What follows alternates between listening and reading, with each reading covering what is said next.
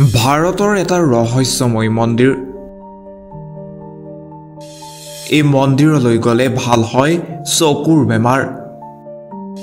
ক'ত আছে এই বিশেষ মন্দিৰটো? ভাৰতত দেৱ-দেৱীৰ বহুতো প্ৰাচীন মন্দিৰ আছে। এই মন্দিৰবোৰৰ সৈতে সম্পৰ্কিত বিশ্বাসৰ বাবে গোটেই বছৰ জুৰি এই মন্দিৰসমূহত ভক্তৰ ভিৰ দেখা যায়।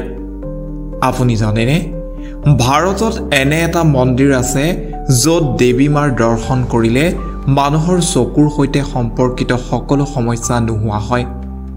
মানুহে এইটো বিশ্বাস কৰে যে সেই মন্দিৰত ভক্তসকলৰ সকলো মনোকামনা পূৰ্ণ হয়। দেৱী মাৰ এই অনন্য মন্দিৰটো উত্তৰাখণ্ডৰ দেৱভূমিৰ নৈনিতাল হ্ৰদৰ উত্তৰ প্ৰান্তত অৱস্থিত। এই মন্দিৰটোৰ নাম নয়না দেৱী মন্দিৰ। এই মন্দিৰটো মাতা সতীৰ ৫১টা শক্তিপীঠৰ ভিতৰত অন্যতম।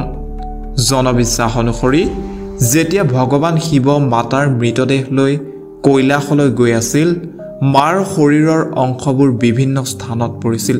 সেই অংশবোৰ য'তেই পৰিছিল সেই ঠাইবোৰ মাৰ শক্তিপীঠলৈ ৰূপান্তৰিত হৈছিল। এই মন্দিৰত পৰিছিল মা সতীৰ চকু। সেয়েহে এই মন্দিৰত দুটা চকুৰ ৰূপত মাক পূজা কৰা হয়। নয়না দেৱী মন্দিৰৰ ওপৰত মানুহৰ অটল বিশ্বাস আছে। ভক্তসকলে চকুৰ ৰোগ লৈ আহে নয়না দেৱী মন্দিৰলৈ আৰু মাৰ আশীৰ্বাদত তেওঁলোকৰ চকুৰ সৈতে সম্পৰ্কিত সকলো সমস্যা আঁতৰ হয় বুলি লোকবিশ্বাস আছে। এই মন্দিৰত সকলো ধৰণৰ চকুৰ ৰোগৰ পৰা পৰিত্ৰাণ পোৱা যায়। এই বিশ্বাসৰ বাবে ইয়াত গোটেই বছৰ ধৰি মন্দিৰটোৰ অসংখ্য ভক্তৰ ভিৰ দেখা যায়। এই মন্দিৰৰ গৰ্ভগৃহত মা বিৰাজমান।